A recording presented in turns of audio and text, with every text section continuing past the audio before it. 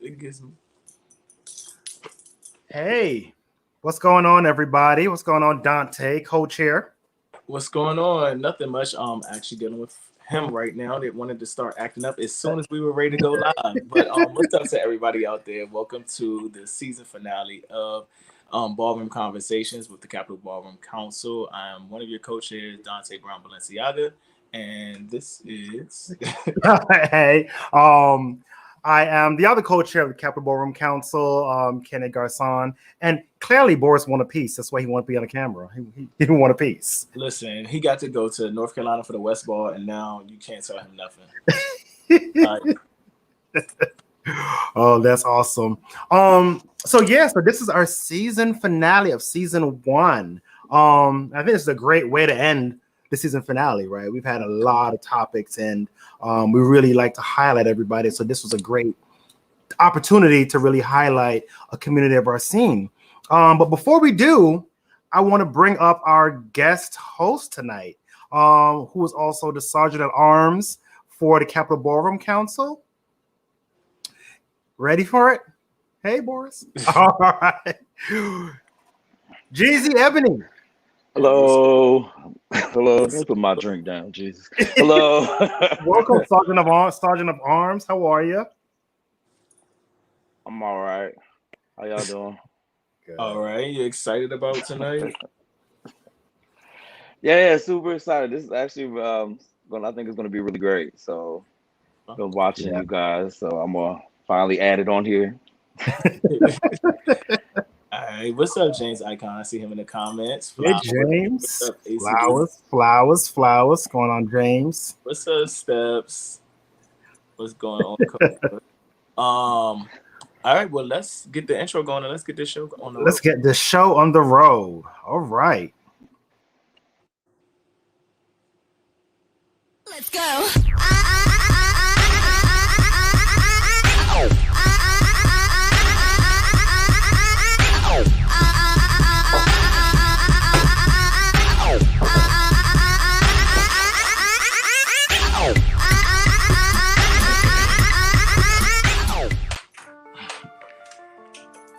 Have you heard of status neutral? What does it mean to be status neutral? Well, it describes a world where HIV is no longer transmitted and its damaging stigma has been removed. Preventative actions like regular HIV and STD testing, condom distribution, PrEP, PEP, needle exchange programs, and others are moving us toward a status neutral world.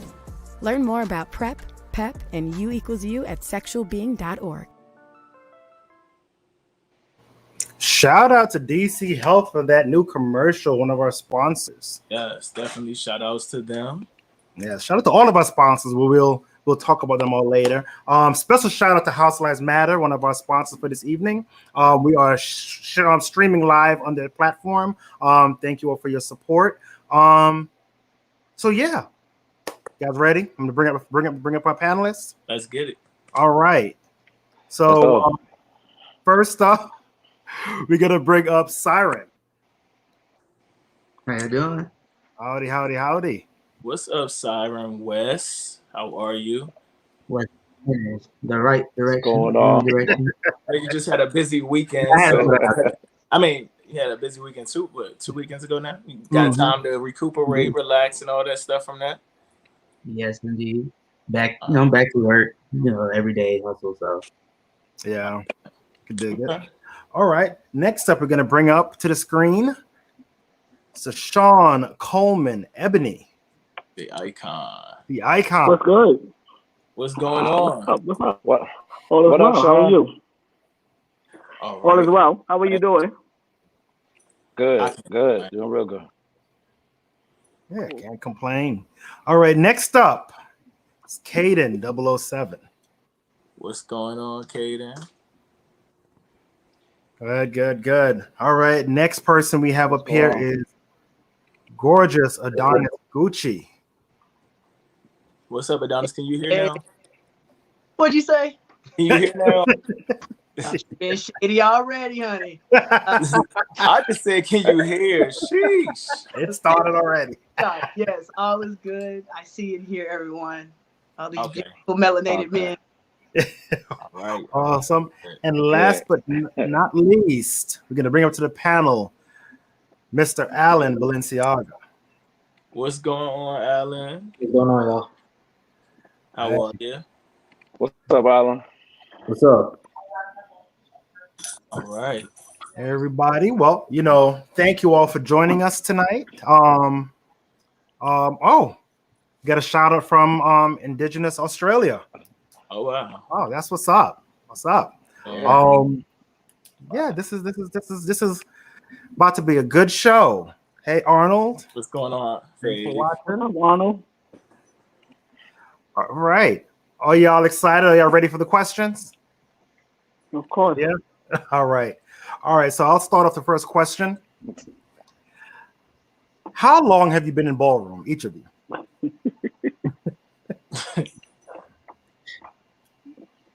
That's a trick question for me. Yeah, that's a trick question for me. I started walking balls in 1987.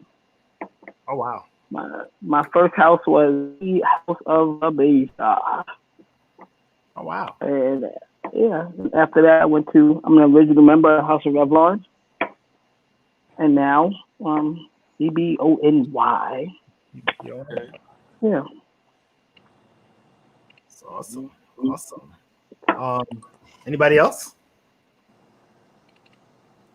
Okay, well, I guess I'll go. Okay, do you want to go? Siren, I think you're muted. I can't hear you.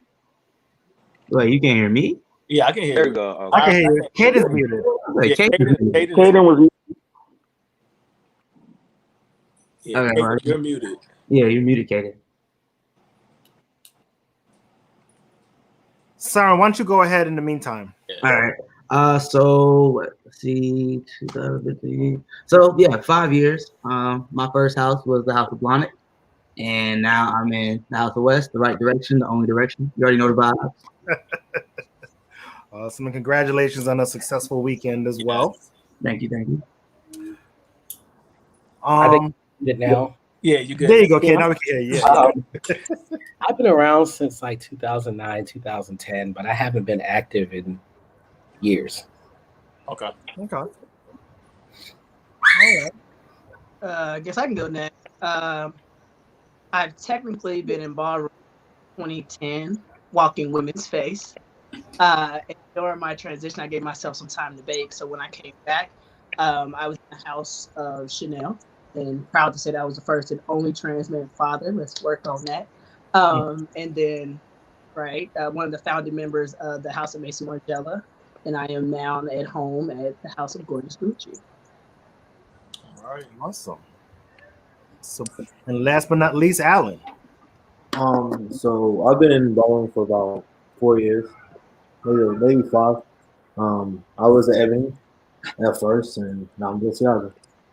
Short and sweet. Awesome sauce. All right. Next questions for you, Dante. All right. So, and this is for anyone. Did you have any men of trans experience before you that inspired or motivated your transition? And if so, who? I'll actually kick this one off. So actually the person's on the call. So Mr. Sean Coleman was actually one of the first Black trans men of experience that I actually got to see within Ballroom. So within like society, I see just a ton of like white trans men, as we pretty much all did on YouTube and things like that. But in real life, it was Sean, and I would say also Marquise. But those two definitely showed me like what a Black trans man represented, what they are, and how they move and groove within society. Thank you, Sean, for existing, sir. I appreciate you. Thank you. Nice. I'll go ahead and kick it off next. So my actual transition was actually inspired by someone who's not in Ballroom. A lot of trans guys know him. He goes by the name of Kenji or Wolf. That was the first trans man I ever met. My entrance into Ballroom, this person's actually on this call, Mr. Adonis himself. That was pretty much my mentor. somebody I knew I could ask anything. You know, we were in the house with Chanel together, so we were pretty close. And I owe a lot of my ballroom knowledge to him. And then as I stayed in ballroom, Marquise and Sean and a lot of the older trans men, I started to meet them and pretty much learn from them as well. Awesome. Oh, thank you for that. Sean, he called you older fish. So Older fish. Then.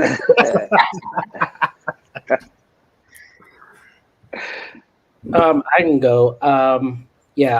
My transition, I didn't even honestly know about ballroom when I first started transitioning. Like Adonis said, all I had was like the white trans men on YouTube. But then the way I got into ballroom was actually Malik, I guess ex Prodigy now. And then I met like Marquise and people like that. So for me, I didn't know about ballroom when I first transitioned. I met actually these guys. I went to this conference. It's called Gender Odyssey in Seattle. I'm in the military. That's my first duty station. So that was the first place I went to see trans people, and I met these 5 black guys, and they were all trans, and they were all 50 and older. So they kind of inspired me and took me under their wing when I first started my transition. But when I got into ballroom, then I met Sean, and matter of fact, Sean and what's his name? Karan. Those are the 2 people that brought me into ballroom. That's when Ebony and Alpha had like this connection, and so I was Ebony Alpha. I don't know which way I was. I was both at the same time. So, and that's how I got into ballroom, and then I took to Sean and Chill and Tredge. Those guys, they took me under their wing, and so that's how I got involved. So mine is a bit different because mine wasn't centered around being trans, right? Mine was more centered around finding family and folks that I could connect with. When I started walking balls, it wasn't about trans man realness. The category was actually male illusionist. Mm-hmm. Too many beers. It was male illusionist. So the folks that inspired me when I came out was Dutch Ebony, Kayshawn, Lil D. Those are the folks that, and this was all pre-transition, right? But those were the folks that I looked up to when I first came into the scene and started walking. Oh, that's awesome. Okay. All right. So for our next question, you had something, Dante? You was gonna say? No, I just was gonna say for everybody viewing, thank you for viewing, and also please share this live to your page, to your house groups, to all the ballroom groups that you're in. You know, share the live. This is an informative but also fun panel we're having tonight. Yep. Shout out to Jamie and Quentin Q for sharing the lives. I see them. I'm over here looking at my other device right now. And that's what I'm doing too. When you see me turn this way, it's because it's my computer's right here, and I'm like doing stuff like that. But go ahead, Jeezy. Do you feel trans men receive the respect they should within ballroom? Why or why not? Who wants to start off? I was gonna say let's kick this off with Sean. I know I've been at a few House Lives Matter conferences with you, and you definitely haven't held back your tongue on how you feel about things. So let's just kick it off with you. Wait, who we starting with? You. Oh wow! Y'all want me to choose? Y'all want me to choose violence, or which way y'all want me to go? We want you to tell your truth. Tell your truth. I think it all depends, right? I think the category has progressed a lot. I think most folks in ballroom don't know enough about trans men actually be respected. I think we all should do a better job in educating folks around what trans is outside of ballroom, and then translating it into ballroom, right? I think being trans in ballroom is a little different than my everyday life, right? Ballroom for me has always been kind of like this performance, right? When you see me, it's this, I'm real all the time. I'm always on. So you'll get a different personality, or I'll show up different in ballroom than I will in other spaces. I think sometimes that's not understood completely. I think sometimes, most times, all the times, often, trans men are looked upon as if they're like this new plaything, right? Or I want one. I can't remember how many times I've seen folks put that on their page. Or, oh, he's cute. I want one. And it's like, want one? Like you got a puppy or something that you're gonna play with for a little while and then let go on about their business. I think those discussions need to change. I think, especially when it comes to trans women, they want us to acknowledge the path that they took to womanhood, but will discount who we are and how we feel at the drop of a dime. I think we all need to like really, really have each other's back when that happens, because most of us on this call and most of us, especially with spaces like House Lives Matter, you understand what it means to be trans, whether it's masculine or feminine. So we need to be correcting the behaviors. I think trans guys need to come out a little more. Not me, because y'all just said I'm older cunt, so I can't really come out like that. But y'all need to come out and really show out and let them see what it's about now. Like it's a different era from when I was with me. It was more about safety, my realness, right? I wanted to make sure that when they saw me, they perceived me as this heterosexual cisgender male. So I ain't have to worry about nobody fucking with me. Y'all don't really have to worry about that right now, right? No shade. Y'all don't really have to worry about it. Y'all can really show up as your authentic self. And I really think that y'all should come out, show your creativity, and like challenge some of the misconceptions about what it means to be trans masculine. You really actually touched on a lot of topics that's going to come up. That's we're going to talk about. Yeah. Talk about as well. Yeah. But if anybody definitely else did. It's the ginger ale. It's the ginger ale got me there. If anybody else wants to weigh in on this specific question, feel free to. I wanted to weigh in because actually I just had a conversation with 3 trans men this morning alone regarding Ballroom and the entry of it, or those that's been in Ballroom and just trying to find a place in space, and how they feel about the judging or the unfair judging, not just for the girlfriend panels, just in general how they're being judged. So this is how I'm taking it as someone that's been in Ballroom for a while, and as a father and as a leader. I'm kind of just taking it as a promoter, throwing balls, making sure that when there are balls that have the categories, read the fucking ball. Like actually read the categories, because a lot of them misgender us. A lot of them have coming out and like kind of like drags realness. So a lot of times it's okay to reach out to the promoter and give that in the moment feedback. Hey, let's work together. Let's fix this category. If they don't want to, that's a whole nother conversation. You know what I'm saying? But I think that at this point now, we just need to start throwing balls, getting more trans men, like Sean said, out there actually walking, so they can stop using the excuse, we don't give y'all cash, we don't because y'all don't show up. And it's more or less like us trying to find, like Sean said, it's not about safety any longer. It's about finding that place that was already etched out for us, already marginalized community, and actually feeling a part of that. So a lot of times it's not like we have to bust down the door like a lot of trans women give their story when it comes to Ballroom, or like setting the path, right? So being first is always the hardest. So now that we're a little bit more visible and we're a little bit more outspoken, I think now in Ballroom is the perfect time, specifically this year with so many balls coming up every week. I think that we definitely need to walk. And like I love open to all categories. Everyone knows I will walk against a butch queen in a minute. I love taking my clothes off, and if they don't have a category for trans men, guess what?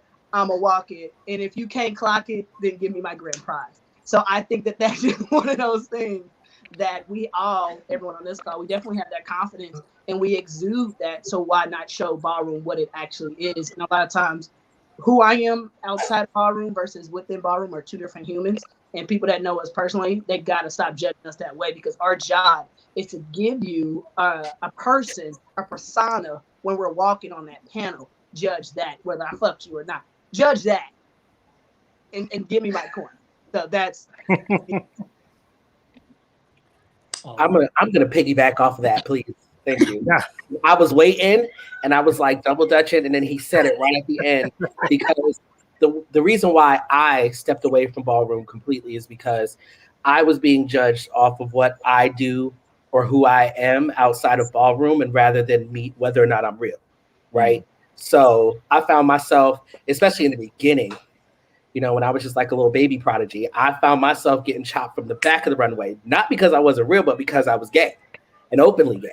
And at this point, you know, being a gay trans man was like taboo. Like that was not a thing. You couldn't do that.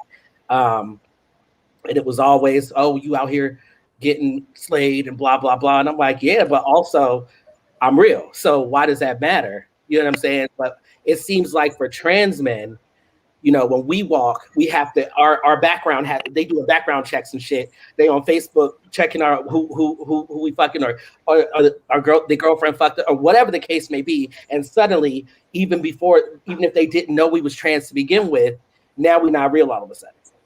And that it feels like a waste of time. Not to mention, it's always bring it in a blue collar outfit, bring it in a suit, bring it as an army. Like it's always the same thing. There's literally no creativity. I'm not saying ever, but like for the most part, there's no creativity in the category. It'd be boring. Like, I mean, how many different ways can I bring it as a plumber? Like, you know, that kind of it definitely gets like old, especially when you have all those other things layered on top of it. So no, it doesn't feel like there's very much respect. It's like they just throw us in there. Like, okay, we gonna throw them in there so that we can do the whole, like Sean said, oh, I want to have him and look at that and I need a piece of that. They want to do that part, but there's a lack of respect that goes along with that. Yeah. Can I just address that really, really quickly? Sure. I think in the very beginning, right? I'm taking back. The way I was taught to walk balls is that they're judging you from the moment you step foot in the door. In the realness category, the moment you step foot in the door, they're judging you. When it comes to trans man realness, all of us on this call is real. So then it breaks down to who's the alpha male out of all of that. So they start to pick things apart. They start to like peel back the onion, if you will, to try to figure out whatever they can use to say that you're not real. It's undeniable that all of us look like men, act like men, and live like men. But in a competition, it's going to be, okay, now who's the alpha male out of these 5 that are on this panel? And then the other thing, while I don't agree that it's fair that folks will judge you outside of ballroom for who you are and how you live, that was always what it was about, because it wasn't about being perceived as a gay male. It was being perceived as a cisgender heterosexual male. So if they can, again, if for whatever reason you don't fit that mold, even though you look real, like all the butch queens that walk butch queen realness look real, what makes them the alpha male? So I'm not defending how they judge because I think it's wrong, but I just think that has always been baked into ballroom to judge that, right? Yeah. But I feel like they do that only for trans men, because I know for a fact that it'd be like 90% of the thug realnesses are getting bent over every which way right after the ball and before the ball, and nobody cares about that.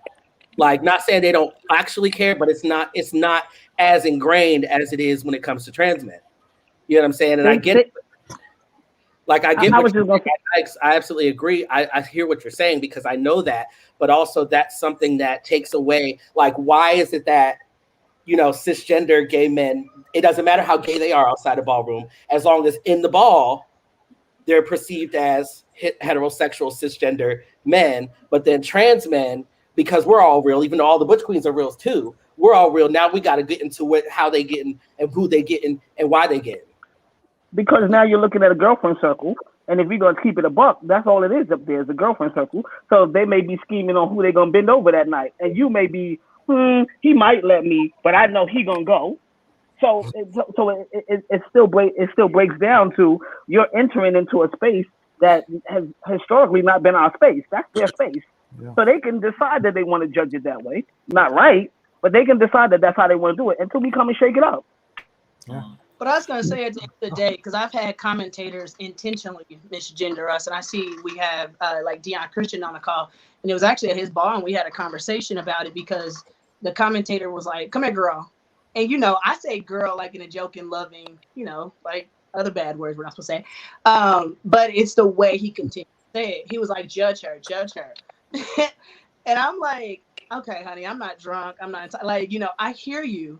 And I just, you know, let it be. But little things like that have been an issue within ballroom. So I would say, I think that, like, if it was started with male illusionists, I think any sense of femininity, and if they believe that trans all, because they always put us all together, all trans men are rooted in femininity, which is not true, because even prior to transition, a lot of trans men did not associate with anything feminine. And we already know your gender, your expression are not always the same. So I think that that's an educational piece. And again, shout out to House Lives Matter. And also shout out to James Icon, Mario Balenciaga, Jamie Balenciaga, just certain individuals that throw balls and make sure that those categories are clear, make sure those judges know what the hell they're doing and what they're properly judging. And also, like, there's just so many commentators that have called out individuals within the ballroom scene for being completely transphobic, specifically towards trans men, and intentionally misgender us, either it be on a post, we can do this all day, on a post, which I'll let that be because that's social media, but specifically in balls, not only is that degrading to our character and who we are presenting to you, it's like not saying our name and keep calling us by our dead, our birth, or given name. All that form is disrespect. So the moment that we clap back, it's seen as a feminine trait. Like, girl, calm down, you're doing too much. And it's like, no, you're fucking disrespectful, right? And just because I walk a thug category, because we assume thug means alpha male, which you just highlighted, half of them just got out of prison. They was like, well, I used to, do, performance, just got out of prison, girl, now I'm walking thug realness. I mean, come on. But, no shade to anyone that's giving what they're giving, but at the same time, allow us what we're presenting to respect that. If you have questions or, hey, if you don't see it, say that. Just say, I don't see it. But that whole misgendering thing that they do often, and I'm not saying they as in all of ballroom, I'm saying there are specific individuals. And for those that are a part of alliances or have different chapters that can help and control that, let's get a list or something where we can vet these individuals that they've been transphobic in the past. Just because you're queer is just a qualifier. We know it's not a unifier. So just because you're queer does not mean that you belong in this space. So if we're going to gatekeep other individuals coming in, let's gatekeep those that are actually in there and get their toxic ass out of here. Yeah. I got one thing. Go ahead. I would say one thing about it too. I think they try to judge us the same as when it comes down to Butch Queen realness. Whereas we're talking about two different things, as we all know. We're talking about with sexual orientation, because as a Butch Queen, they're already a man. Their manhood is already fully established when they hit the floor. They already know that. Whereas I feel as though we're trying to prove to them they feel as though we're trying to prove to them that we're men because of the trans in front of it. So when it comes down to it, a lot of times they'll try to judge us the same way. Whereas a lot of the Butch Queens are putting on a show, because I've seen some of them. They walk on the stage, they're one way. They win, they'll switch off and everything else. You know what I'm saying? Whereas we're saying 24/7 because this is who we are. This is our life. We're just giving you a glimpse of it, or I'm just bringing it to you the way you asked me to bring it to you. But all of us aren't thugs. All of us aren't, all of us aren't that guy. But when we walk into ballroom, that's who we are told that we have to be, because that's the only category. For our category, bringing in black. If you bring it in black and you have on something other than a t-shirt or some jeans or probably something like that, you probably ain't gonna make it. And we all know that. You could try it, but you probably ain't gonna make it. So I think it comes with also, if ballroom is gonna grow, everybody has to grow. So you're talking about the toxic people. Well, it comes with educating and growing. The category, like Sean said, on the education on the category, this category has grown over the years. So it wasn't always trans man realness. So with it, the education about the category, because a lot of them don't even know what it is. They really don't even know who trans men are. It's what they think we do. But our lives and trans women lives are totally different. Like the stuff they go through and the stuff we go through is totally different. But because they both say trans, then they automatically assume that we're the same. So I think that's part of the issue as well. All right. So the next question we have is, how do you feel about the fetishization of trans men often displayed within the community as of recent? So I've been quiet and I was waiting for this question. If you know me, when I see stuff on Facebook, what do? I blast and I have a conversation. Dante has seen many of them. We've had our own conversation. See, the thing is, I feel like whenever trans men speak up about fetishization, they're like, oh, we don't like to be a fetish. You see posts like, oh, I want one. Oh, I think I want to try one. And as Sean said earlier, I'm not something you can take off the shelf and put it back when you're done. That's not how that works. And I noticed that in Ballroom, it's very much like as more and more trans men come into the scene, it's like, ooh, something new. And I understand the curiosity, but at what point do you realize I'm still a human and respect is due to a dog? If you're sitting here telling me that, treating me like I'm a item, a piece of property, and then I tell you, hey, I don't like that. Usually the response is, oh, well, the girls fetishize the Bush Queens, but we're not talking about that. What we're talking about is I'm a human being telling you I do not like how I am being referred to, how I'm being talked to, and how I am being literally compared to the rest. But that seems like whenever trans men speak up, it's you are being sensitive, you are being emotional, you're acting like a girl. Maybe the hormones are too strong. All the things that you should not say to somebody, but these are the things that are said. But how often, when trans women are attacked, you don't get that. You get a rally of support. But when trans men speak up, it's a little bit different. And that bothers me. It really does bother me because it's continuous. There's been many posts in the Ballroom Clips and Dips group where we've said something, and what we do get? Laughing reactions, laughing emojis. You'll get a few people that will speak up and say what they have to say, and you get a bunch of other people that just keep going because they think it's funny. Treating trans men like we're baby makers. Oh, I wanna start a family. I want a trans man so I can have a baby. But you don't know if that trans man wants to have a child. Oh, I don't know if I like female anatomy, but you don't know if that trans man is a bottom. We aren't just one size fits all. We're all different. So that's like my biggest thing. And it's continuous. And no matter how much education I see is put out, there's still people who choose to be ignorant. And ignorance is what? The lack of knowledge. So that's where I'm at. That's how I feel about it. It's very prevalent in the community. Thank you. Thank you for sharing. I would say something. I think it's a double-edged sword, right? Because yes, there are people in the ballroom that do that to us, but yes, there are us that feed into that and egg that on and encourage that behavior. And don't correct those people when they do that. And they're your girlfriends until they say the wrong thing to you or they do it the wrong way. And now you don't like it because you didn't like the way they say it that way. But they've been doing this. Or they've been saying it about people, other people around you. So we have to be careful because it's a double-edged sword. Like we can't, if we're gonna stop the behavior, we have to stop the behavior as a whole. Or we have to take it as it comes and grow with the behavior. I mean, grow with what they're doing, or find a different way to correct it. But you cannot egg something on or encourage something, and then at the same time cry wolf. You know what I'm saying? Like we have to either check other trans men, which trans men don't like to be checked. Other guys, some guys, you don't want nobody telling you what to do, how to do it, where to do it. And I don't want nobody telling me that because I'm a grown ass man and ain't nobody gonna tell me how to do what I do, whatever. You ain't paying no bills, you know what I'm saying? But at the same time, the fetishization, you know that word. I can spell it though, but that word, it comes with the territory because we're not new. Because we're not new. Clearly, we got someone sitting up here that's been in the game more years than some of us been alive. You know what I'm saying?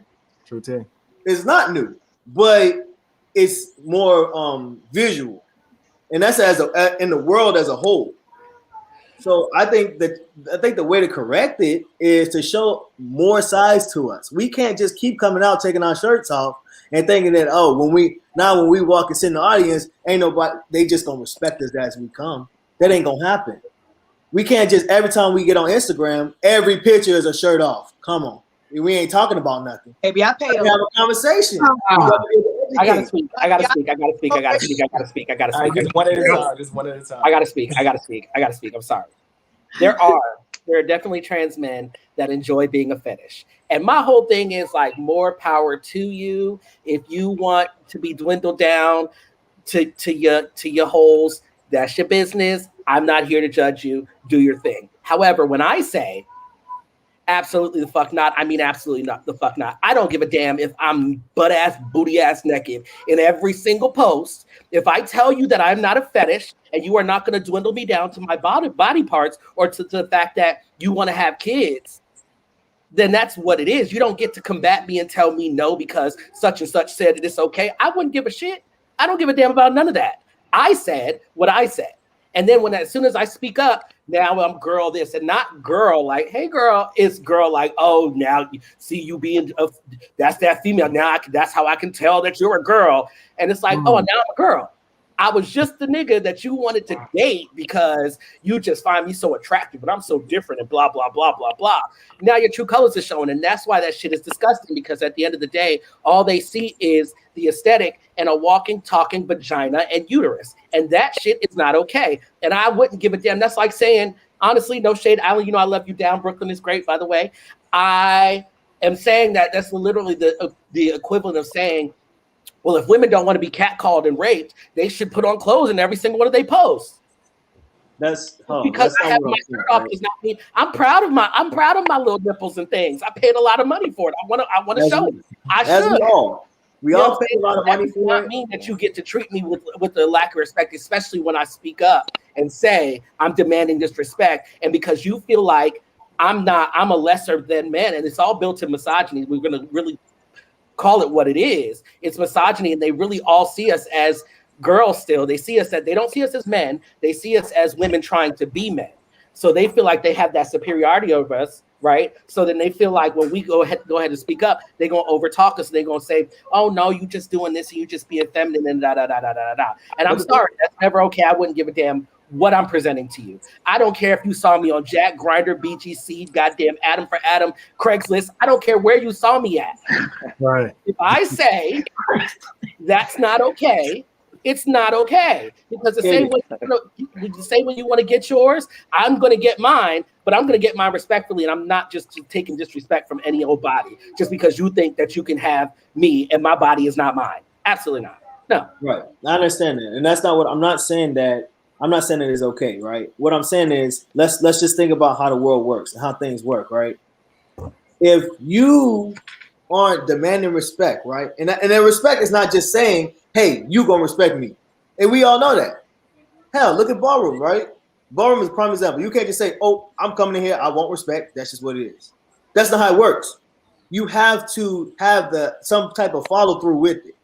Something has to be followed through. If every time, like every you can't say, oh, I don't want it to be about my body. It's not about my body. And if all anybody know is about you is your body. Then like how can it has to be some type of balance. Yeah, we all pay top dollar. Well, a lot of us, because I know there's some people that didn't, but a lot of us pay top dollars for our checks. Even if you didn't pay for your chest, shit. It was a process, you know what I'm saying? And yeah, we all want shirt off. I take my shirt off. Y'all know it. I don't care. I will walk around with my shirt off. I don't give a fuck. Right? But at the same time, it has to be balanced. Somebody, like, you have to have a conversation. You gotta show something else besides your butt or your chest. The thing about it is, don't make it about my body. You say, hey, you know what? It's not gonna be about my body. It's not about sex. I'm not a fetish. You're not gonna fuck on me. It ain't gonna be all that. But as soon as you get around the Bush Queens, as soon as you get in the room, or what? Not you specifically, of course, you know. Or as soon as you get around anyone, it's like, oh well, your shirt off and this and the third is happening. You can't realistically. Now we could talk hypothetically. We could talk how it should be. Yeah, everybody should be respected. I don't care if you're a crackhead walking ass naked down the street. You should still be respected. That's not how it works, though. That's not how the world works. That's not how things work. And at the same time, yes, it is patriarchy and all these other things, but they felt that way about you when they had that conversation with you before. When they were saying, oh, hey, I want to get to know you, this and the third, they still felt the same way. But you still had that conversation with them. It was until you felt disrespected by them is when you called it out. So are we gonna say it's okay as long as you stay within these boundaries? Or you go call it out as a whole? That's all I'm saying. You know what I'm saying? So I know Adonis and yeah, go ahead. No, I was saying. I just want to touch on that, especially like you were saying, the double-edged sword. So it's double standard. Period. Point. Fucking blank. At the end of the day, individuals like myself and Kaden, who has been very open and out and public about our transition through every step, and we have two totally different stories. It's one of those things. It's like we need that visibility, but the more visibility we have, it's like the more backlash, harm, and threatened spaces that we seem to put ourselves in, right? So it sucks because I do what I do within Ballroom for visibility because I didn't see myself there. So I put myself there just in case anyone else needed to see that type of person there, right? So that's why I'm so passionate about Ballroom and why I've done what I've done within Ballroom. Now, within my life, I'm well aware. I've documented my top, my bottom surgery, all things within my life, and I'm very open and no filter regarding it, right? So I'm aware I'm probably going to be hit up with a lot of DMs that I have regarding all things with fetish. Every fetish you can possibly think of, whether it be about being trans or whatever, I've been hit up about. My wife can attest. We just kiki about it. But at the same time, when it specifically comes in Ballroom, we're forcing individuals that live within society, as Alan was saying, but just so happen to be visiting for a moment, a period of time in Ballroom to change their character and their colors. We can expect that, but we also, like everyone else was saying, we must demand that and set that standard, right? So if I'm gonna be a fuck boy on Instagram, I'm gonna leave that on Instagram. But when I hit the Ballroom, you kind of do have to have that persona and kind of stick to it, right? You can't be sitting on laps, no shade, but you can't be sitting on laps of the panelists and whispering their ear, kissing on the neck, and then when you walk, you'll probably win. But if you don't win, if you don't win, you're like, oh, I was shaded, and you got your house parents, shaking tables. Like, why, girl? When you presented all of this, it's the truth from the door, from start to finish, right? You do have to code switch. We do. And even though we have a lot of intersectionality when it comes to being trans in general, and then you're queer, and then you're black, and then you're masculine, present, or feminine, whatever. Like, there's so much with it. But with Ballroom specifically, when you hit that door, you need to be that persona. And until you leave, and that's a whole nother thing, right? Then you can hold people more accountable for what they're doing and saying against you. But it is true, you can't really demand the respect, but still be the same level of disrespect, right? So, Yeah. I'm just gonna say one more thing, and then I'm gonna shut my fat ass up. One thing about me is I've always been very openly gay and very openly sexual and very openly whatever the hell I am. And two things about me is I am going to go to the ball and I'm probably going to be drunk and I am going to sit on the lap and I might whisper in the ear and things of that nature. But that shouldn't matter. And that's the thing, because we are the only ones, the trans people as a whole really, are the only ones that have to come in and code switch. Butch queens can just be Butch Queenie. The thugs, the executives, the schoolboys, they in the bathroom, excuse my French, sucking dick, doing coke, doing all the things they do. They walk out, they get to be real.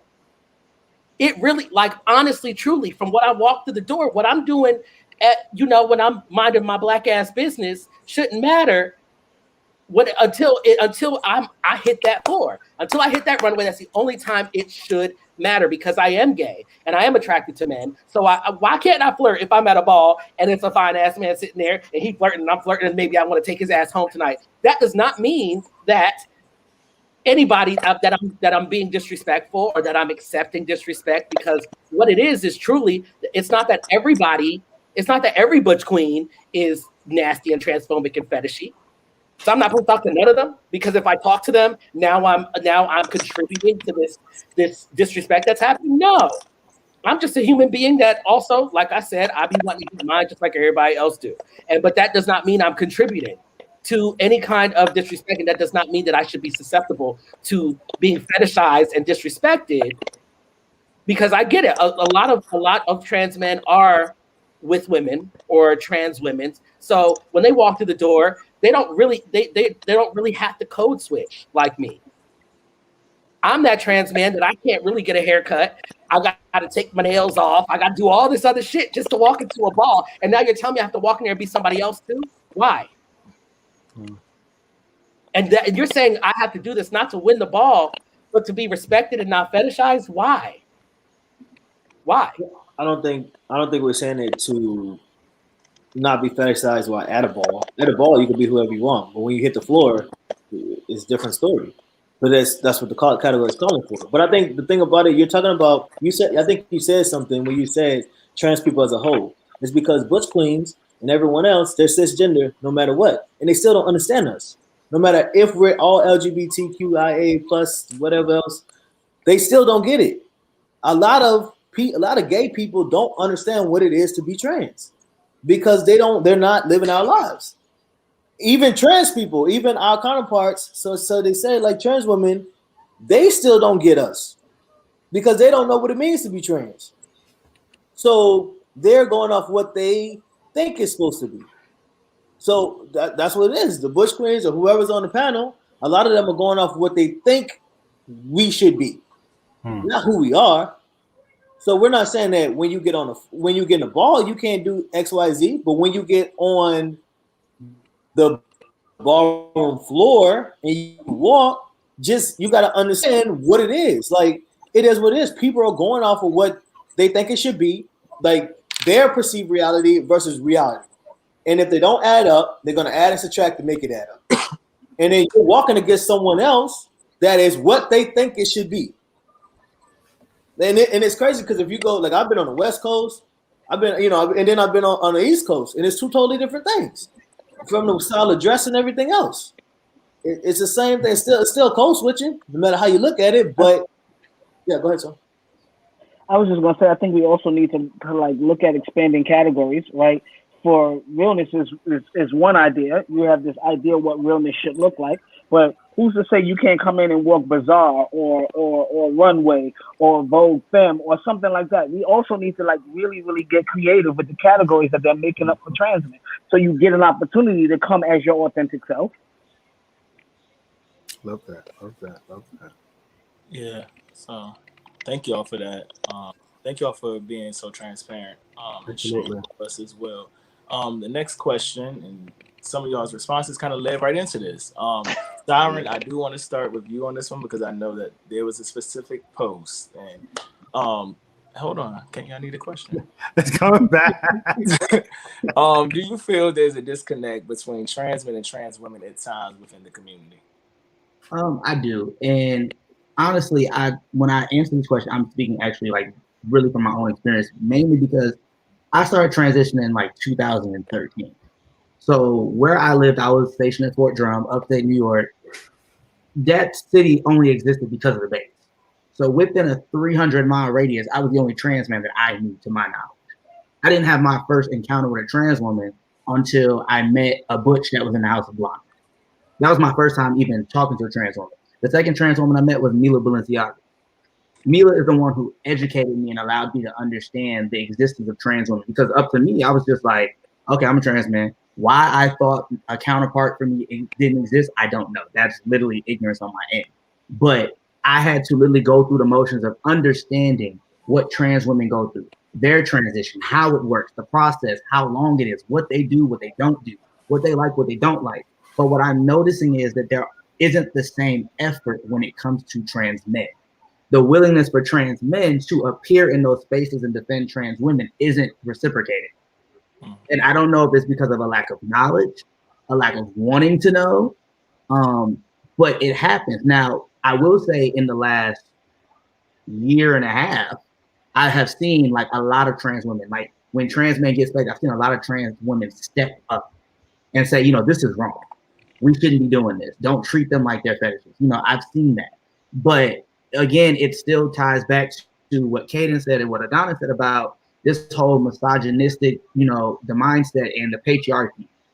And I'm not trying to offend nobody when I say this, but this is what my thesis is.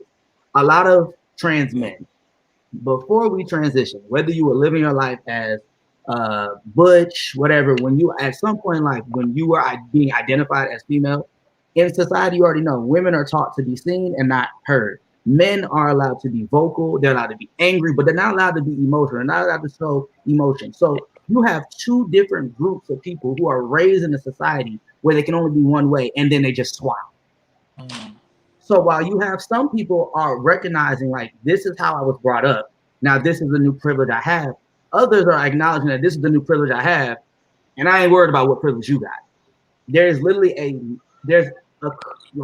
a disconnect, mainly because people don't want to take the ownership and saying, I need to learn about my counterparts. I need to know what my counterparts are going through. I need to put myself in their shoes. You can't ask for people to support you and advocate for you, but you can't do the same for your counterparts. And my biggest issue with a lot of trans women is when I do vocalize and say, yo, this is kind of wrong. I don't really like the way you said that. Oh, yeah, you're being a girl. Oh, it's not that deep. Trans men are so sensitive. And the post that you're even talking about, I won't say the name because I ain't giving nobody no clout. But even in that post, there were comments from butch queens that were literally diminishing the visibility of trans men, disrespecting their anatomy, disrespecting their bodies. And then there were trans women that thought it was funny.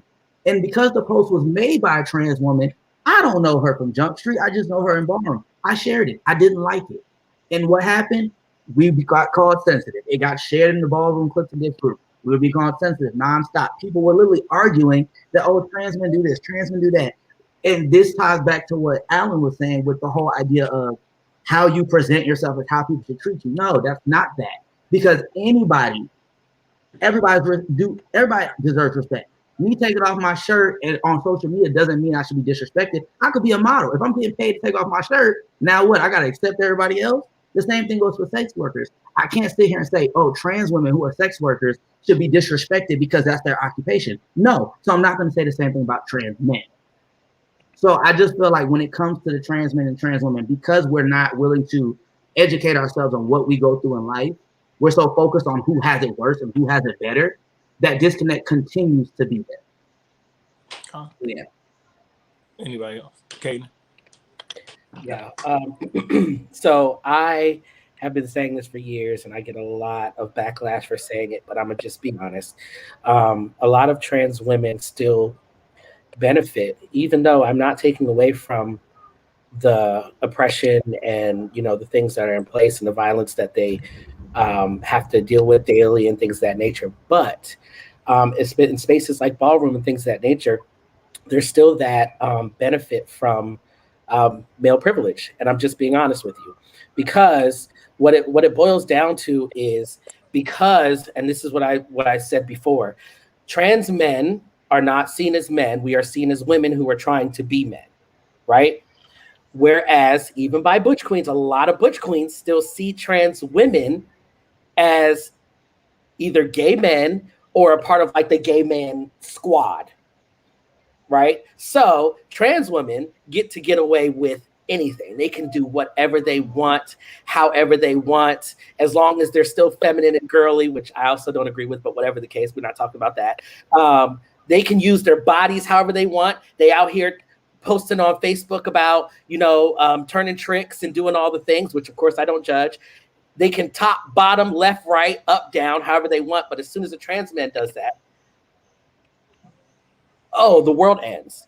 And a lot of that hatred and a lot of that backlash comes from other trans women. And it always boggles my mind. I cannot tell you how many trans women have literally cursed me out in my inbox because they feel like I'm not a man because I'm gay. Like literally cursed me out. They started by hitting on me and then cursed me out because I'm not gay. Because I'm not into them, because I'm not into women. And I'm like, but I respect you as a woman. I'm respecting you. I'm not dwindling you down to but now all trans men are sensitive and they box us all into this one group, but you can't do the same thing to them. You just can't. But all trans men are the same for a lot of trans women. There are a lot who aren't like that way. And those are the only ones I really associate with. But I see those types of posts all the time, like all the time. And they dwindle us down to our parts just the same. So I feel like there's a big disconnect in that space. And I feel like there's a lot of education that needs to be had on both ends. Anyone else? So I wanted to say, a conversation we had at one of our House Lives Matter, I think it was in Dallas. We spoke about the generational gap. So I have a lot of great bonds, and a lot of my mentors are trans women. And what I've learned is, I guess I will compare it to Ballroom back in the day when they were worried about losing their friends to deaths of AIDS, right? And then all these other pandemics that have happened or epidemics that have happened where they were losing their friends, that was their main focus. I think with trans women, this is what I will say for me, my soul, my heart, what I believe. I think the disconnect comes from right now and from the beginning, their safety, right? They're killed at much higher proportions than anyone in the world. And by, you got it, Black men. So when they see us as Black trans men, this is from those of mouth, not speaking for all trans women. Obviously, they're not on here to represent. But what I've been told is that's what they see. And then they try not to see that because we do have a shared experience of our transness. So then they try to tap into our Black woman femininity, right? Which is the number one victim of this world, right? Is Black women. We know that, right? Completely undervalued. We get that. So I think that there's like a lot of that has to do with that disconnect. I think a lot of people break trans men down, right? They break us apart as if they're trying to figure us out to put us back in a box. And we're like, no, honey, we've done that to ourselves already. This is the presentation I'm giving you with the fucking bow, accept it and take it. And I think that that's one of the things. And I also will say from someone that told me this, they said they are jealous of our experience because of how we're able to have the passing privilege very early on. Whereas a lot of them, these are all societal norms, which I don't agree with, but a lot of them feel like they don't have that passing privilege as easily as us, and that we can move through society as stealth as we would like.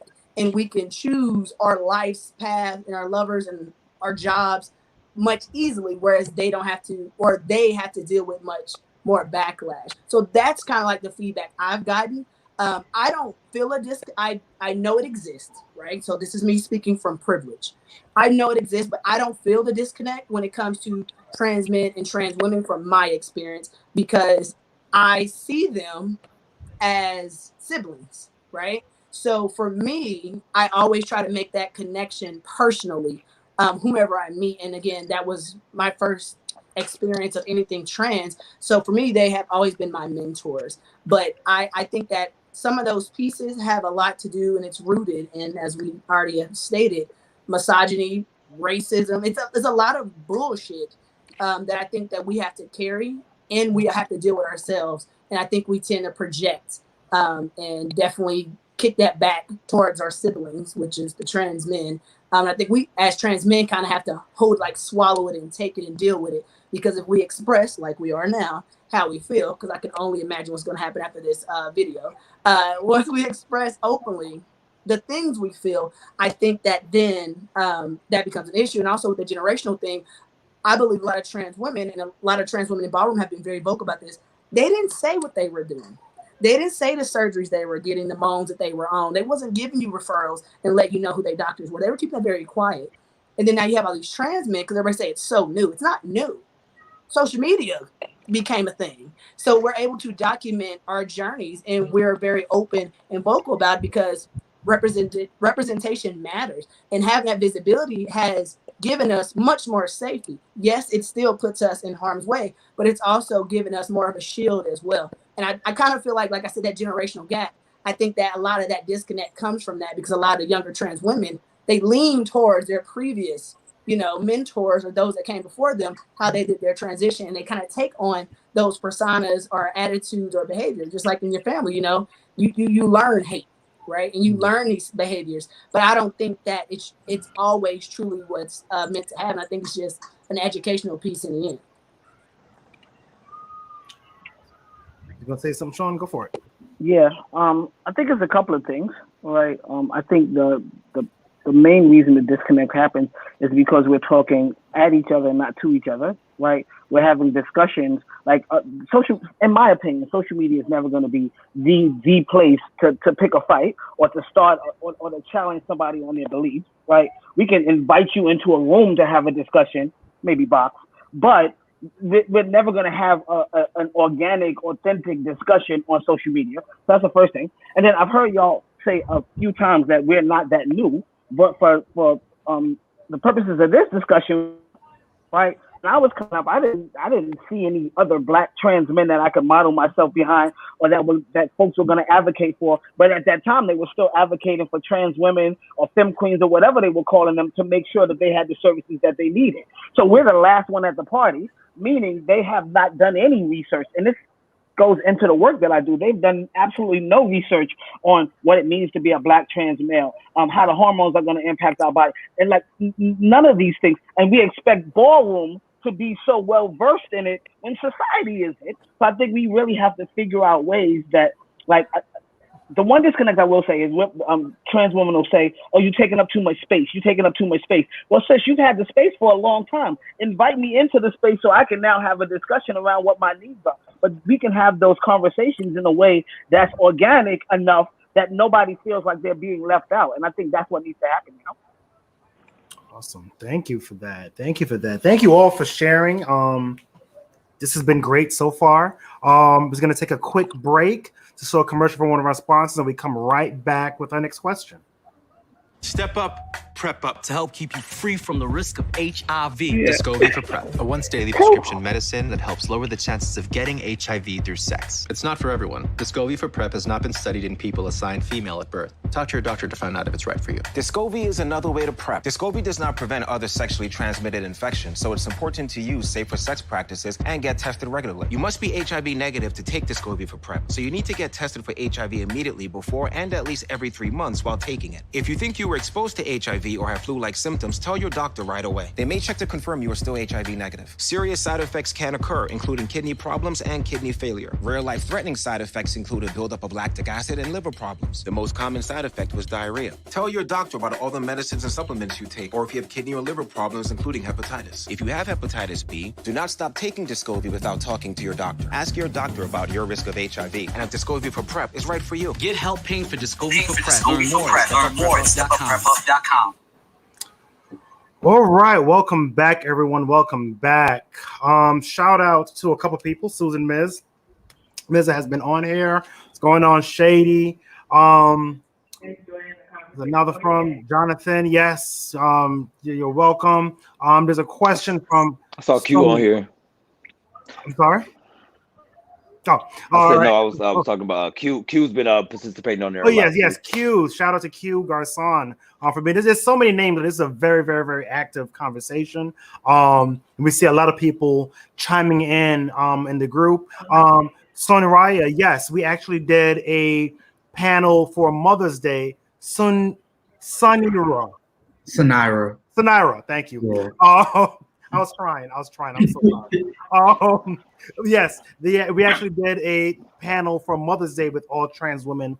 If you go to visit our Capital Ballroom Council Facebook page, you'll see the video up there. So the next question is actually going to come from Jeezy. Oh, all right. Is there a stigma attached to men of trans experience and sexuality?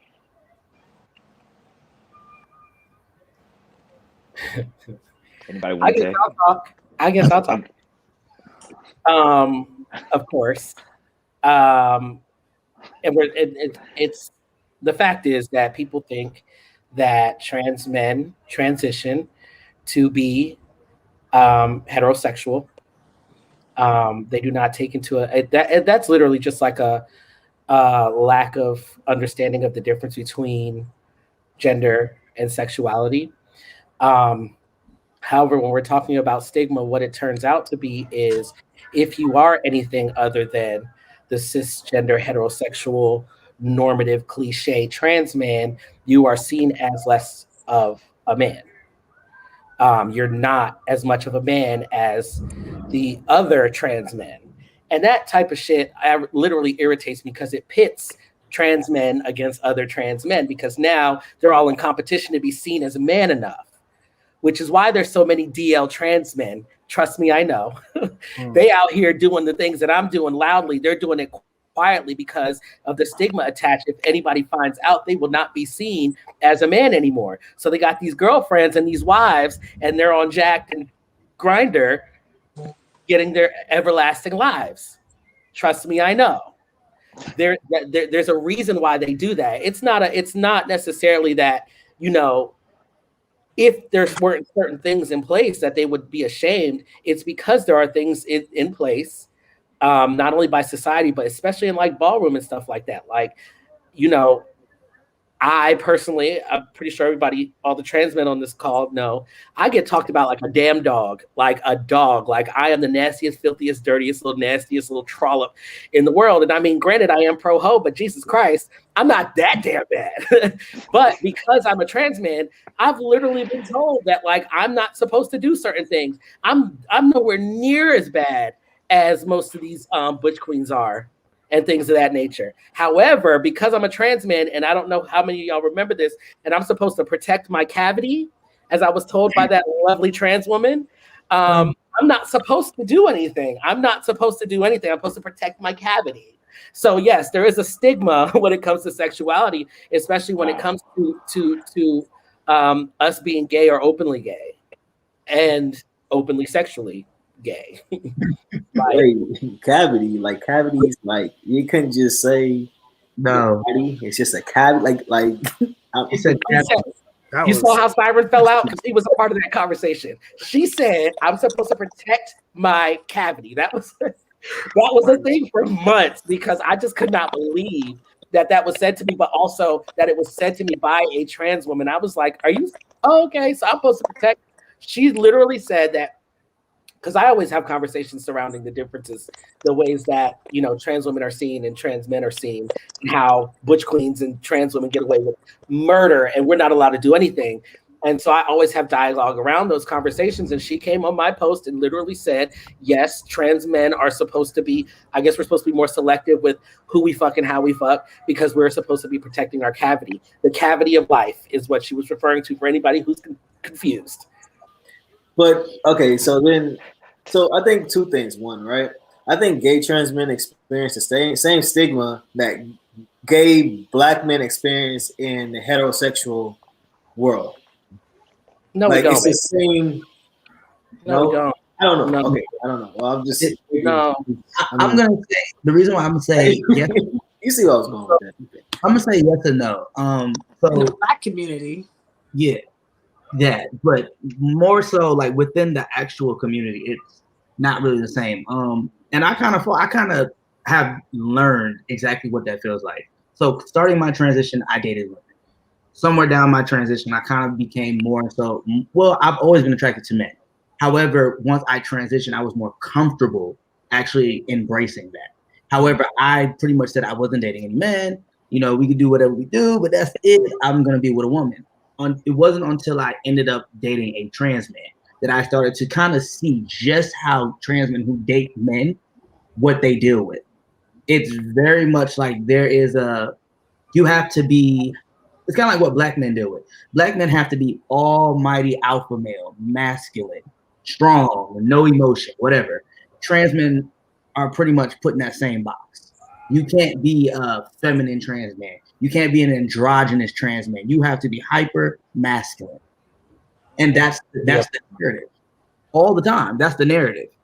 So when you are a trans man who chooses to date men, be it trans or cis male, now you're put into this box of, well, who got the bigger balls?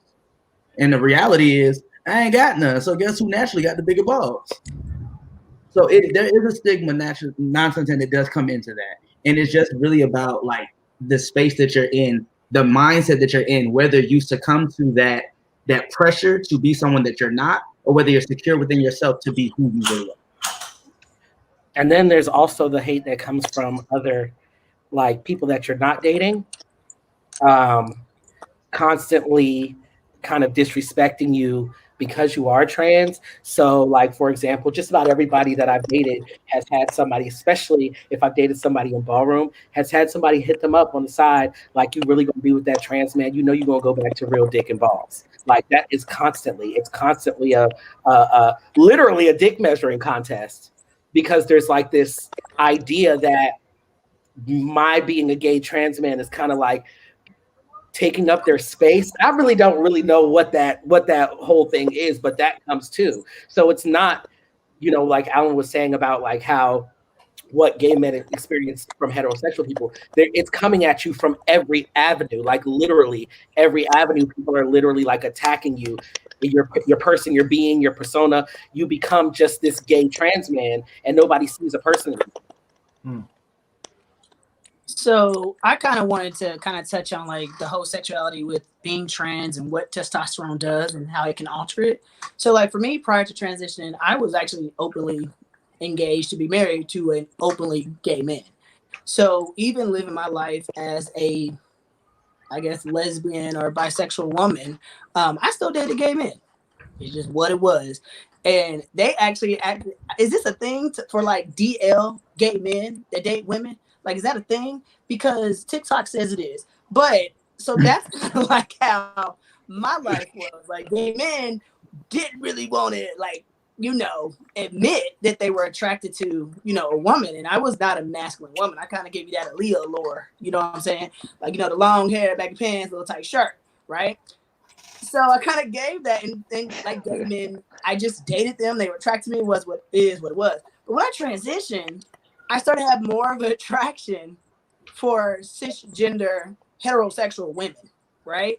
It's weird. And then later on, because I'm almost past 10 years, the attraction kind of is just what it is, kind of very fluid, but still towards more of that masculinity, whether it's within the male or female shell. So for me, I only mention that and bring that up because we already are fucking dealing with our own internal shit when it comes to the stigmas that are attached, the shame, the guilt, the vulnerability that we are forced to allow or afford other people to experience with us, right?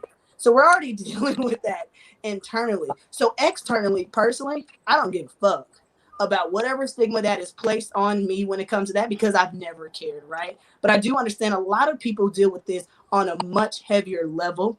Gender dysphoria is real, let me tell you. And when there's a lot of gatekeepers within the health community, I know Sean can speak to this, honey. And then to know that there's case studies that don't even record us to actually assist us with the needs and resources that we need and should be afforded. Like that's a whole nother thing when it comes to mental health. So for a lot of people, it's a key. Like, it's a stigma. Everyone has a stigma when it comes to your like sexuality. No, not like us. Not like us. And I'm not trying to sound like a victim, but we kind of are victimized when it comes to this. Because again, it's not like people don't understand. And it's like, we're going to keep this thing because it's too hard to explain. No, I didn't come into my transition to be a walking encyclopedia or a walking Google to educate you on basic necessities of how to be fucking respectful, right? Yep. So if you already internally, because that's really what it is, you already internally have your issues and your own stigmas with your own sexuality, and then you're placing those on me. Like, damn, think about the weight of those. Because I would say, I don't know if anyone's openly experienced or have felt depression or any anxiety because of that. But for those that I've spoken to, they're no longer here because of those things. So I only put that heaviness out there to be mindful of the things that we do and say. Like it's not normal. These are not normal things. So to have these stigmas about us and our sexuality, this is not normal. So let's fix that and rectify that and just stop the shit. Stop the shit. Thank you.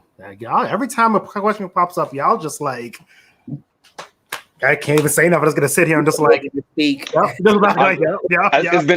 a lot of head shaking. Like yes, a lot of head shaking. But I was gonna say too, that's what this is for. Like really, this is for us to provide a space for you all to be able to talk to the community, because oftentimes y'all aren't provided these spaces where y'all are able to speak and we sit back and listen and learn. Yep. So that's very important.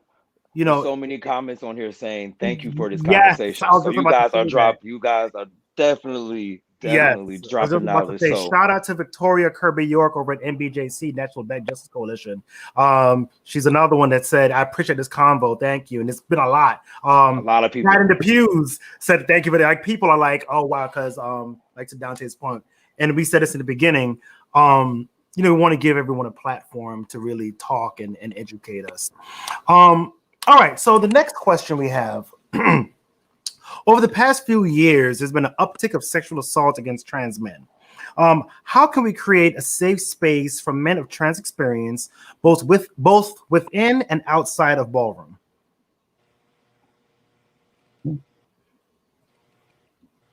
Go ahead, anybody. So I am triggered by this question. I'm just going to be very honest. It always burns my ass when people ask victims how they can stop the predators from victimizing them. Drives me fucking nuts. Just go put it out there. But with this question, again, we go back to the very first question. It's all about respect, in that we are humans, and we are one first, right? So how you would treat anyone that you genuinely care for and don't want to see harm to them is how we should be treated. There's no special sauce or recipe. There's no special little room or door that we need to be able to go through. So, you know what I mean? So that we can be protected from these fucking predators. They need to be removed. That's the end of it. I think that we kind of put a spotlight on it right now, right? Because we are very vocal. A lot of trans men have vocalized different assaults that they've experienced within their house members, house parents that are still house parents. So things like that, like we have vocalized that, and a lot of those things have been brushed, under the rug. Again, I think it's a cultural thing within the Black and brown community, specifically within the brown community, within the Black community, where we kind of like, hide that. Like, that's the uncle, that's the assaulter. Let's just not have the kids buy them, right? And we have that within the ballroom community. We literally have those leaders like, that's just how they are, girl. Just don't hang out with them, after a ball type shit. And it's just crazy to me, like. At some point, we really just have to remove those predators, because they're not just victimizing us, they're also victimizing others. And they probably already were victimizing these individuals, and then they got to us. Right. I'm just saying. So for me, with that question, it's a huge trigger of mine to ask the victim how to stop being victimized. But since I'm sorry, go ahead, Katie. No, go ahead. But since we are asking the question, it comes down to accountability. Like Adonis just said, we all know somebody that has exhibited those types of behaviors, and we laugh and joke about it. So the next discussion, perhaps, that you guys have should be around what does accountability look like in ballroom, and how do we begin to hold those folks that have been participating in these types of behaviors for years, and whether it was against trans women or trans men, or those young butch queens that come in the scene looking for guidance. A predator is a predator, and they just gonna prey on those folks that they perceive as weak. So if we know that exists, it doesn't just stop with trans men. We need to eliminate it, period. And we all know it exists. So what are we gonna do about it? That's the question. Right. I was gonna say that yes, I agree with both. I definitely agree with both. But there's also the thing about just believing people and not just writing them off. I feel like a lot of people treat us trans men like they treat Black women. It's no shade. It's always, they might be just looking for clout, or what what he give, how he get down. And when we say stuff, I know personally, I've posted, and I'm just gonna put myself out there because I don't give a fuck. I posted a few times about a particular person who sexually assaulted me. And it wasn't like blatant rape. However, it is sexual assault when you take there's a lot of cisgender butch queens that are putting holes in condoms, taking condoms off mid-sex, et cetera, trying to get trans men pregnant. And that is also sexual assault. And I've posted about that mad times, and nobody's ever come to me. And also, even the people that do know about this person is because this person is known in the scene. It's given like, let's protect him. It's very Bill Cosby, R. Kelly about the situation. Oh, well, him, and his Vogue is cute, or his drag is cute, or whatever the case may be. And it's like, okay, well, that happened, but like, oh fucking well. Like, so it's accountability, but also believing people when they say that things have happened to them, because that's just not happening. Agreed. I think also too, it starts with those small conversations that y'all are having amongst each other, and you've heard them. A lot of people have heard the comments, those, what I would do to him and all those other type things. That's when you check them. You don't wait until we have a panel. You don't wait till you get on Facebook. You check the person in the moment and you address the behavior. You start letting people know that behavior is not okay with you, if that's truly what you want. If you truly want to start protecting people and start creating an environment, a safe environment for people, you have to start with those conversations when you're in those drunken moments, or when you're in those individual moments. And personally, I think that there should be in each house, there should be some type of person that's trained to deal with sexual assault. Because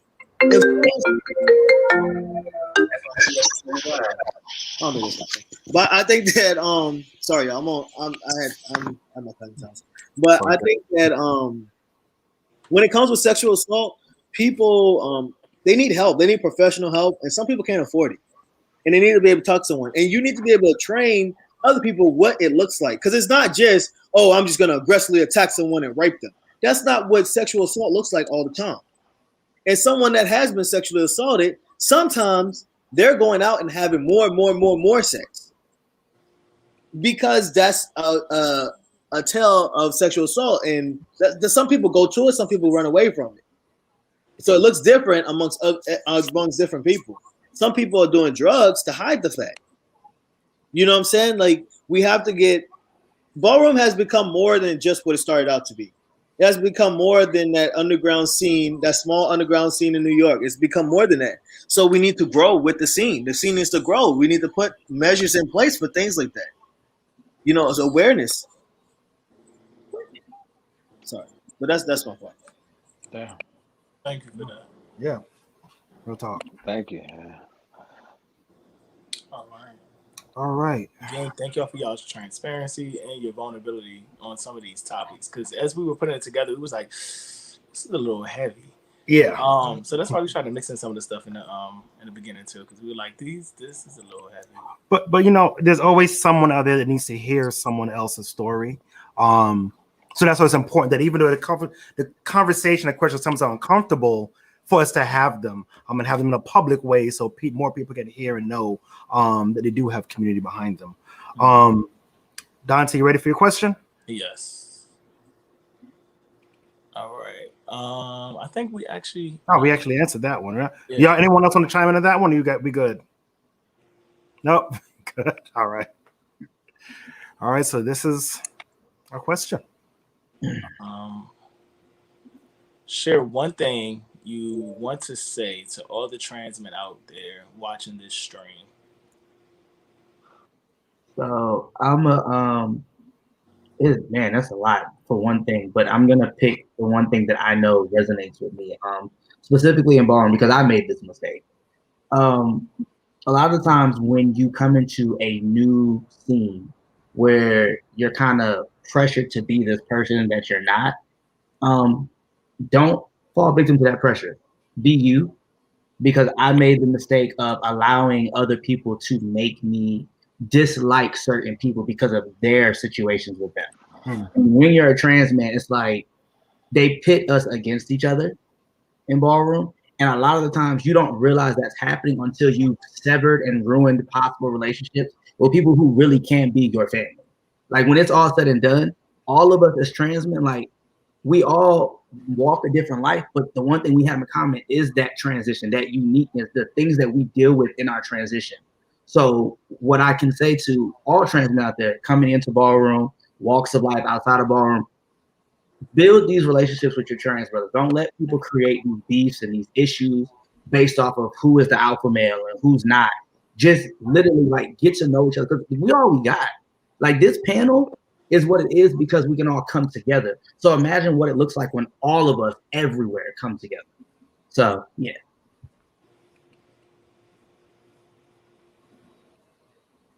Just the final question, so we want to hear from everybody. Yeah. Yeah, about to say, who next? I'll go.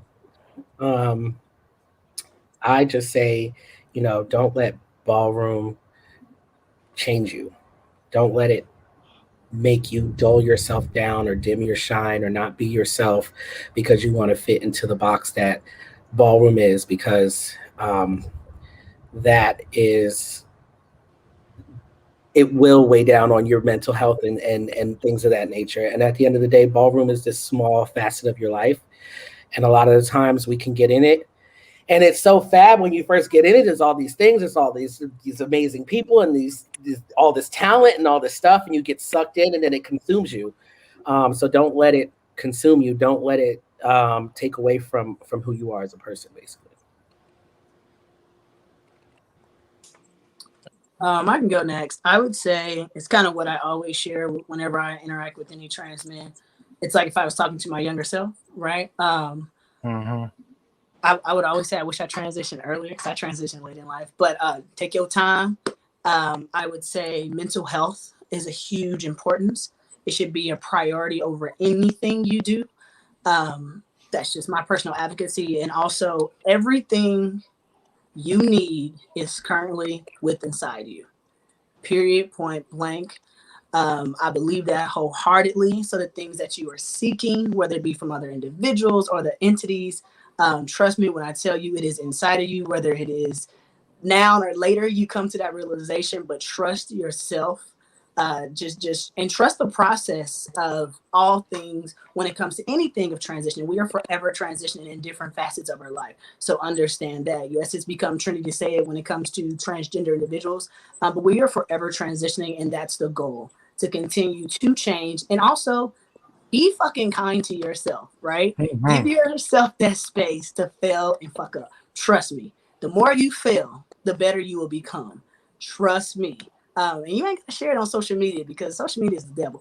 But I would say sometimes some things that we do share, because I know Kaden's shaking his head. Some things we do share, I'll be like, damn, I shouldn't have posted that. But then, I get all these inboxes like, oh my God, I thought I was the only one, right? Yeah.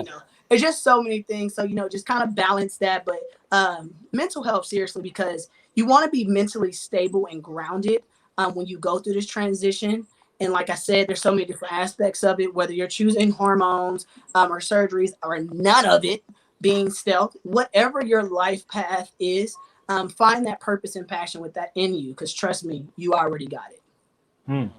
Love that. And don't transition for ballroom. Please do not dare transition for ballroom. Whatever you do not transition for ballroom. That's another panel. That's another panel. I'm just saying, just throwing it out there. I'll go ahead after. I like what you do. So I would say learn who you are and validate and accept yourself. You sound low. You can't hear you. Can you hear me now? Yes. Okay. I would say accept yourself, validate yourself, learn who you are. No matter how good or how bad it is, learn who you are and accept yourself as a person, as a whole person.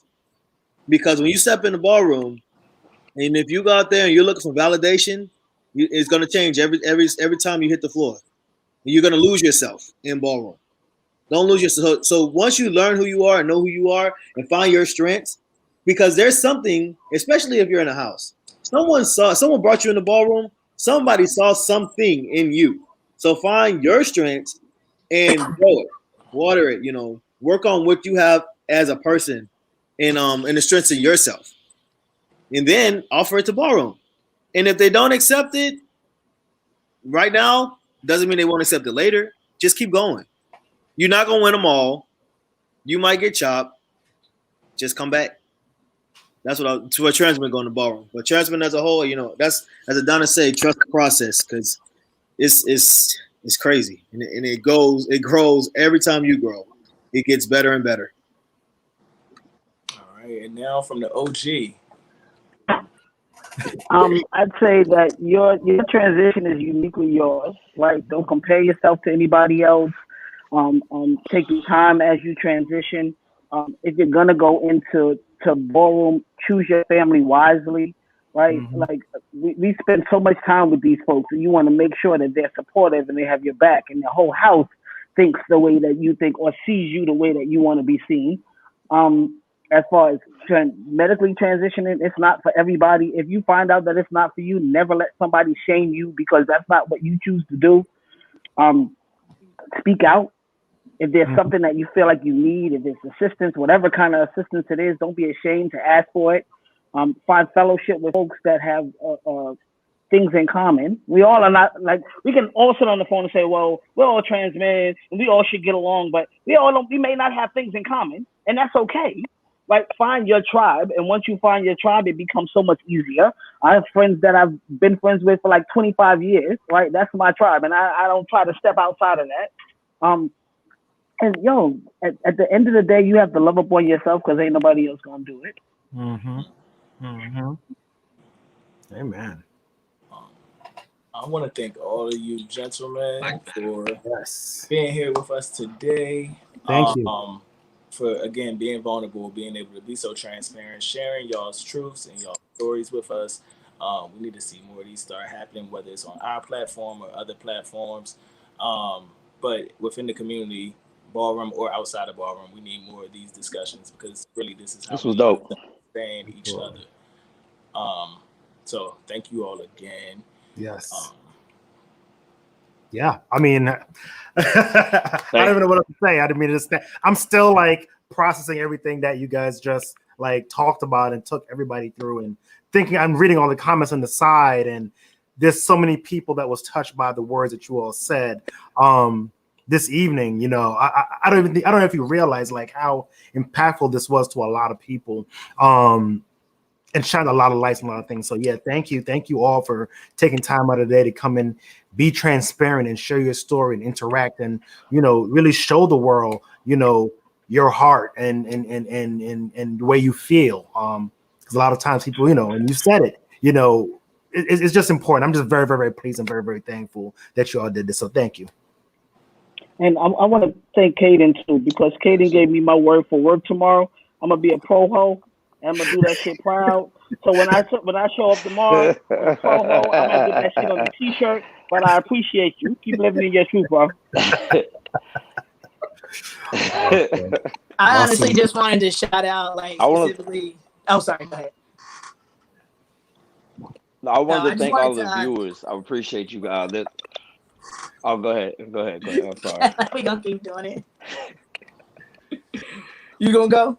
Go ahead, Adonis. You go. Paper, rock, scissors. All right. No, I was gonna say, for me personally, I didn't see this until later. I just want to thank my wife. She's in the comments, and she actually is the reason. Let me stop saying that. It sounds like she pressured me, but she is a huge contributor to my transition. She's someone that's seen it early on, seen something within me, and helped me. I guess, like Alan said, water that within me and help me through it all, literally. I know a lot of us have, people or spouses in our life that have been huge contributors to our well-being, our mental, physical, and spiritual. And she is definitely that rock for real. So I just wanted to see that because I saw her and I was like, oh, okay. But also, like, personally, Dante, like, listen, sir, aside from the things that you do within the House of Balenciaga and the leader that you are within Ballroom, I would say the very first time we met in for House Lives Matter, it was just a genuine vibe. And I would say, to be honest, at the time, I was very torn and very traumatized by Butch Queens, if I must be honest. Just had a bad experience specifically within Ballroom. And when I met you, I was like, oh, you look like him. I'm not going to say who, but I was like, oh, you look like him. And I was just like, look. But no, you definitely helped me change my perspective. And not be that typical asshole that I'm asking people not to be towards me, and then judge everyone that I see just based on a category or who they choose to represent themselves within a community. So I just want to say thank you for that. And you've been consistent throughout this time and all the advocacy work that you've done within and outside of Ballroom. So thank you. I appreciate that. That's it. All right. Well, go ahead. I had a question. I know we didn't bring it up. I didn't bring it up during the discussion and everything. I just want to know: is there a way, and maybe anyone on this panel be able to tell me that trans men could be seen represented more on panels, as judges, because we rarely see a trans man on the judges panel. So how do we? Well, Sean, the icon said he's not walking anymore, but he'll be on panels. Shady on panels too. We need to see y'all there too, because it shows us at a different level. We're just not on the floor no more. Like y'all are up there judging everybody else, just like anyone else up there judging. So we need to see that representation too. I can't come out because they misgender me. I'm going on somebody's mouth. I would say personally, I usually get asked to judge the panels. So this is why so this is not an excuse. So the rest of the world don't try to add this to us. But I have ADHD, and I'm gonna be honest with you. There are certain categories that I will go to sleep on, and that's just not fair to y'all. So I'd rather have someone in my house that's a much better active individual judge. But we do have quite a few trans men, and I agree they don't really pick them. And like I said, they're pioneering icons within the trans man category and face and everything. But they just seem to, I don't know. Is it them that not So that's what I would say. Is it the trans men not wanting to judge the panels, or are they not asking them? Because I've been told twice, and I've also experienced literally like I'm not similar to what Sean said. I'm not judging because I don't have time for the bullshit. So I don't know if again that has a lot to do with kind of the traumatization within Ballroom and that relationship with trans men maybe. Yeah, and then just from a promoter's perspective, I think it could be just also there's like I think you have the generational and the status part in the conversation too, where a lot of promoters they want to if they're gonna put a judge up there, they're usually looking for someone that probably is like a strong statement or a legend or an icon before having them to judge, and then again it comes down to hey, do they feel like actually judging? So there's a lot of components to it. Fair enough. All right. So Dante said y'all need to get y'all status and like do more. Dante didn't say that. Dante shit. You know what? All right, it's time for us to go. All right, thank you all. Thank you all. Thank you all. Have enjoy your night, everybody. Peace. All right, good night. So, team. How I get out of here? I got you. All right, it's just us. What's going on? This was great. Great show. I think it was the perfect season finale. I loved everything about this show. I think that it was highly informative. Yes. And hopefully people will start to do their own research and their own educate themselves from that so that we don't have to always have people teaching and being the ones that's having to teach people about their trauma or their struggles or even just their life in general. So right. Really I like the participation that was going on. A lot of comments, a lot of thank yous, and we need to have this conversation. So that to me makes it all worthwhile. Yeah. The comment section was on fire. It was going so much. Shout out to y'all that's still in here too. Yes, thank you all. This is season finale. We will be back soon with a whole new season. Whole new show. You said what? I thought you was about to give a date. I was about to say, we'll be back. We'll be back. Just give us a minute. But we are working on a couple of new things to really just take this platform to a whole nother level. So thank you everyone that have been supporting us from day one, because we started this kind of like as a whim just to do something, and we realized that the community really wanted it, so we continue to thank everybody. I want to thank everybody for supporting us. Shady has been supporting us from day one, so there's no problem. We understand you had to make that money. Make that money. I get it. I'm just really thankful for everybody. Thankful to our supporters, all the panelists we've had from day one, all the way from what Racine all the way down to like down here. We've had quite a group of people that have taken time out of their days to come and join us. So thank you all. Shout outs to House Size Matter again for actually being a sponsor of this episode. Yes. Thank you all so much. Yes. And I think we're done. We're going to, this is going to season finale. However, we're still going to be around. New website coming out soon. Hit us up on our Facebook page right now if you have any ideas. If you're interested in being in the show, hit us up. We're very active. We do respond. So thank you. Yeah. Be on the lookout for us. A few events coming up. Yes. I won't say the dates yet, but there will be some coming up. The number of events coming up, so be on the lookout. Capital Ballroom Council is here, and we're just happy. So thank you all. Yes. All right. Take care, everybody. Good night. Peace. Finish my drink. Let's go.